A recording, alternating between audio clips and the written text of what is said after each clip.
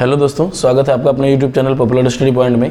आज हम लोग ऑब्जेक्टिव सवालों के सेकंड टाइप को देखेंगे। जैसे कि हम लोग मैंने कल ही आपको बताया था कि मैं कम से कम 100 ऑब्जेक्टिव अपलोड करूंगा, चूँकि वीडियो काफ़ी लंबा हो जाता है जिसकी वजह से शायद आप लोग पूरी तरीके से अच्छी तरह से पूरा का पूरा वीडियो नहीं देख पाते हैं। तो इसीलिए मैंने सोचा कि इसे मैं part by part, that means एक वीडियो में केवल 10 ही क्वेश्चन को सॉल्व करूं, ताकि मैं उसका एक प्लेलिस्ट बना दूंगा और आप उसे काफ़ी आसानी तरीके से सारे के सारे क्वेश्चंस को आसानी से सॉल्व कर पाएंगे। तो चलिए आज हम लोग बात करते हैं पहले वाले सवालों को कैसे सॉल्व करते हैं। लेकिन मैं आपको इतना ही कहना चाहूँगा कि आपको अभी जितने भी वीडियोज़ अपलोड किए जा रहे हैं लगातार, या जितने भी क्वेश्चंस आप लोगों को सॉल्व करने के लिए दिए जा रहे हैं, आप लोग को ना विश्वास हो तो आप लोग जब एग्ज़ाम दे के आएंगे तो आप फिर से जब जरूर आप सभी क्वेश्चन को मिला के मैच करेंगे तो आप देखेंगे कि सारे के सारे सवाल शायद इसी से आया जाएगा।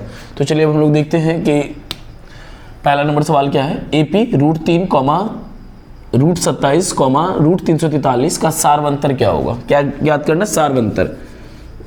सार्वंतर आप लोगों से और भी एक रिक्वेस्ट है कि कृपया आप लोग थोड़ा सा अपने वीडियो की क्वालिटी को अवश्य इंक्रीज करके, दैट मीन्स आप बढ़ा के देखिए, क्योंकि जगह कम होने की वजह से क्वेश्चन को लिखना पड़ता है, जिसकी वजह से प्रश्न थोड़ा छोटा छोटा अंक दिखता होगा।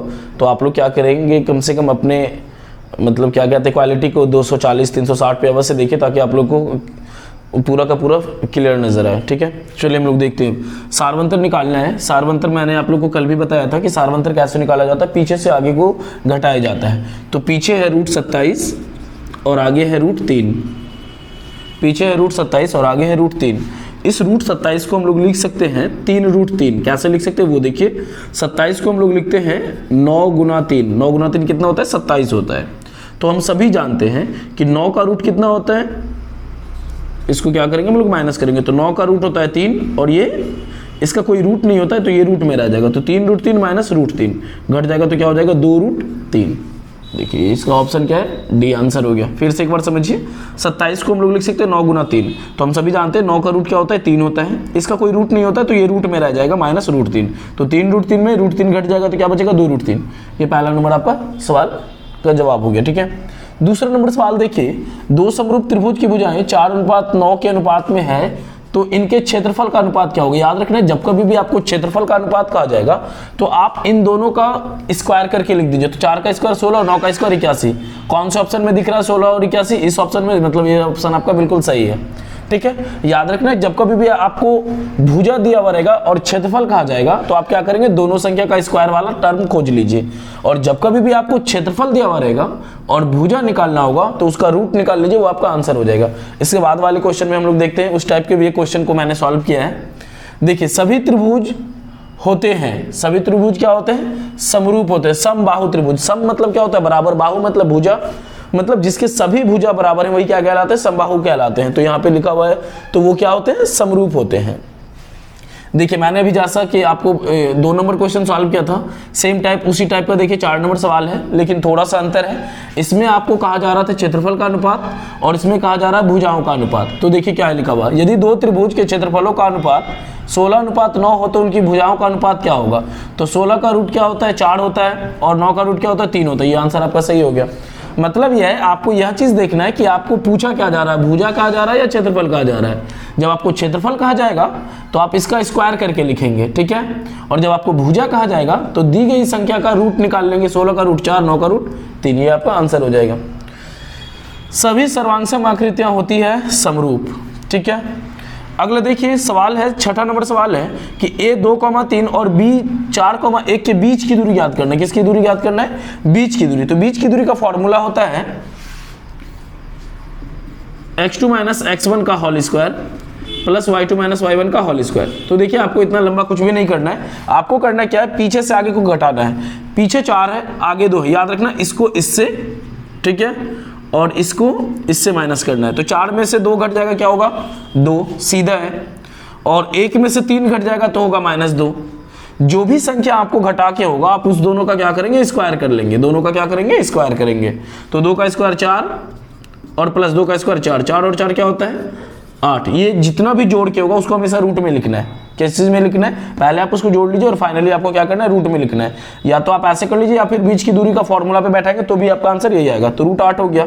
√8 को हम लोग ये भी लिख सकते हैं 2√2। क्यों लिख सकते हैं, क्योंकि इस 8 को क्या लिखेंगे, 4 गुना 2, तो 4 का रूट 2 होता है, लेकिन इस 2 का कोई रूट नहीं होता, तो ये हो गया 2√2। इसके ऑप्शन में 2√2 मतलब इनमें से कोई नहीं। इसका आंसर क्या हो जाएगा, इनमें से कोई नहीं। ठीक है, इसका आंसर क्या होगा, 2√2 या फिर √8, जो भी होगा वो उसका परफेक्ट आंसर होगा। 7वां नंबर सवाल देखिए, लिखा हुआ है बिंदु 2,3 की दूरी मूल बिंदु से क्या होगी, है ना। दूरी याद करना है, ये मतलब ये बीच की दूरी का फॉर्मूला पे इसको बैठाना है। तो याद रखना, जब कभी भी आपके किसी भी सवाल में केवल एक ही बिंदु दिया हुआ रहेगा, जैसे देखिए इसमें कितने बिंदु दिए गए थे, 2 बिंदु दिए गए थे, लेकिन इसमें कितने बिंदु दिए गए हैं, केवल 1 बिंदु दिए गए हैं। कितने बिंदु दिए गए हैं, केवल 1 बिंदु। तो इसको सबसे बनाना सबसे आसान होता है, इस संख्या का स्क्वायर कीजिए 4, इस संख्या का स्क्वायर कीजिए 9, 2 का स्क्वायर 4 और 3 का स्क्वायर 9, इसको जोड़ के इसको रूट में डाल देना है। 9 4 13 और इसको कहाँ डालना है, रूट में। देखिए ऑप्शन में है क्या, ये ऑप्शन नंबर सी हो गया, ये आपका आंसर हो गया। ठीक है, याद रखना बिल्कुल सिंपल है। कोई भी संख्या यदि सिंपल एक ही ब्रैकेट वाला होगा तो हम उसको क्या करेंगे, दोनों का स्क्वायर कर देंगे और उसको जोड़ के किस में डाल देंगे, रूट में। ये इसका आंसर हो गया। जैसे जस्ट लाइक आप इसको देख लीजिए, क्या करना है। सबसे पहले हम सभी जानते हैं इस सवाल में देखिए बिंदु P x, y की मूल बिंदु से दूरी क्या होगी, सेम टू सेम करना है। करना क्या है, हम सभी जानते हैं कि करना क्या है, इस बिंदु को इसमें क्या करना है, इसका भी स्क्वायर करना है और इसका भी क्या करना है, स्क्वायर कर देना है। इसका भी स्क्वायर कर देना है और इसका भी स्क्वायर कर देना है। ठीक है,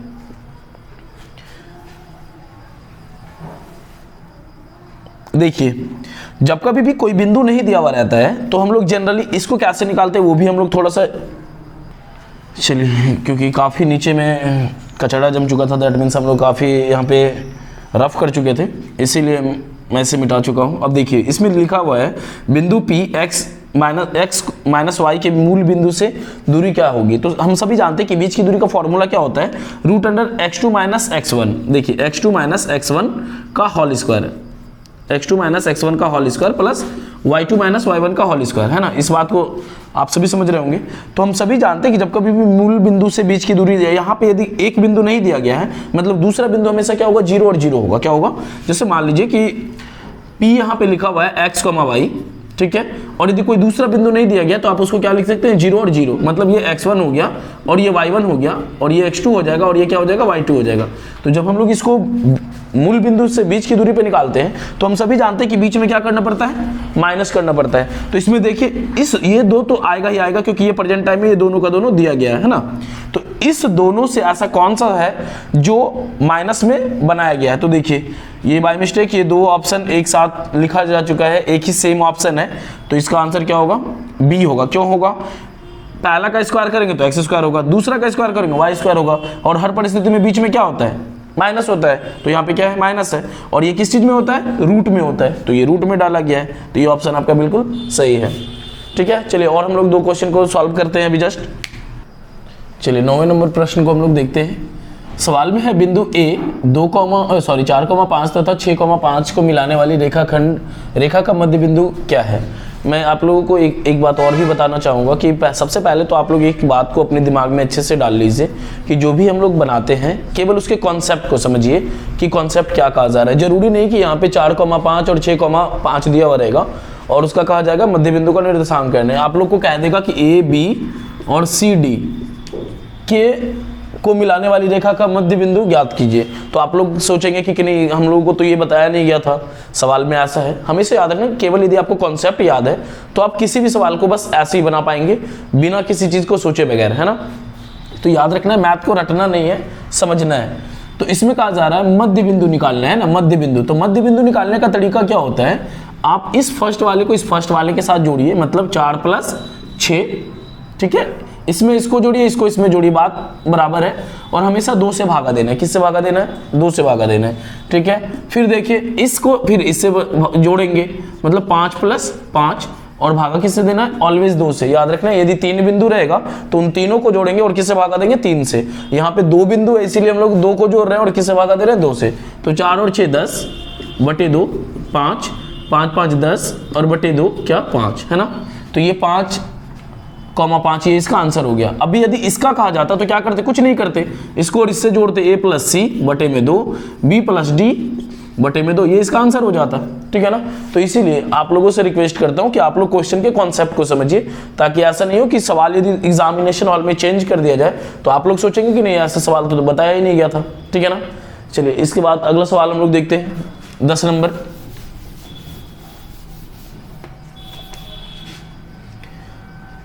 10 नंबर के सवाल को देखिए। बिंदु 5 cos थीटा, 0 तथा के बीच की दूरी ज्ञात करने। क्या ज्ञात करने, बीच की दूरी। तो बीच की दूरी का फॉर्मूला हम सभी जानते हैं। बीच की दूरी फॉर्मूला क्या होता है, x2 माइनस x1 का whole square plus y2 minus y1 का whole square. x2 minus x1 का होल स्क्वायर, तो x2 में क्या है, तो सबसे पहले हमको तो x1 x2 निकालना पड़ेगा। हम सभी जानते हैं जो पहले रहता है वो x और जो बाद में रहता है वो y, फिर जो पहले रहता है वो x, जो बाद में रहता है वो y।